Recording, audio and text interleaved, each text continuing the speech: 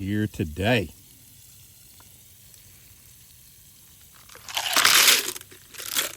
These are coming out of the polish. Oh my goodness, look at those colors. Now, I did have to fill the barrel up with some of the bowling material from up around Seminole County. That is a pretty good rinse right there. All right, let's see what the driveway gravel looks like. So here's what we have in the driveway gravel. That is pretty. That is very pretty. I love that banding in there, those lines through that. Check out the patterning on this guy. Oh my goodness, that is pretty. I love this one too. That's very pretty. Oh my goodness. Yep, I like the bands in that. That's kind of deep. And then this little guy right here, that one will wrap nicely. That's going to be very pretty. What else we got? Let's look at a couple more. Driveway gravel. And this one. Here's a couple more of the driveway gravel right here. Check out that pattern. That is just cool. Too cool. And then this little guy. Nope, that wasn't it. Where's the other one? Is this it right here? I'm sorry. Anyway, that's how our driveway gravel turned out.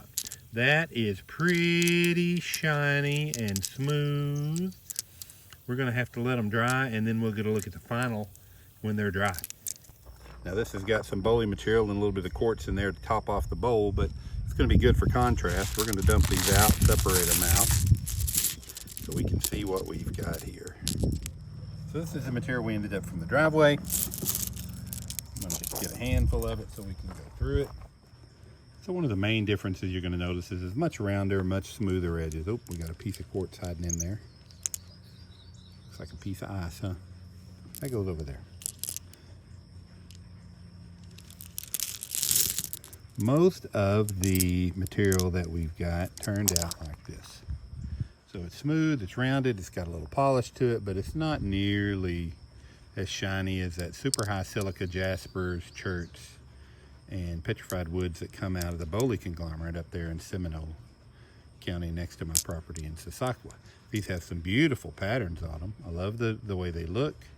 They just did not take on that mirror shine that some of the other pieces have taken on. But that is beautiful pieces. I think that this is going to make a nice little wire wrap. In fact, I think we can enjoy these. All kinds of things we can do with those. Those are beautiful. Now, I have a couple of pieces that were cherty or jasperier that come out of the driveway. And of course, you can see these guys have got like a mirror shine on them.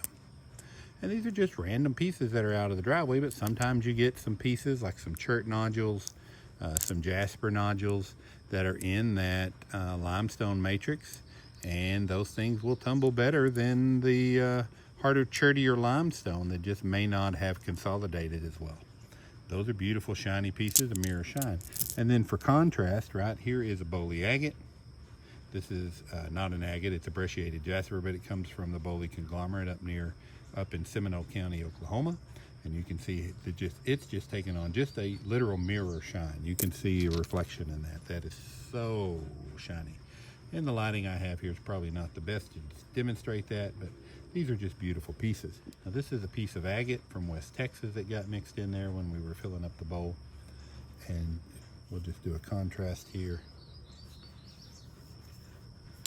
You can really see the difference in the shine between this West Texas agate and this quarry gravel that came out of my driveway.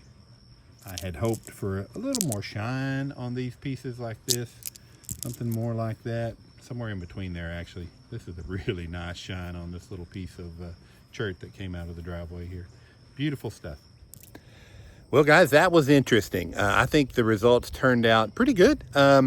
I was hoping that we'd get a little bit better shine on those driveway rocks. They weren't quite as cherty as I had hoped they would be. Didn't have a high enough silica content to really get that mirror shine like we saw with that Bowley material out of Sasakwa.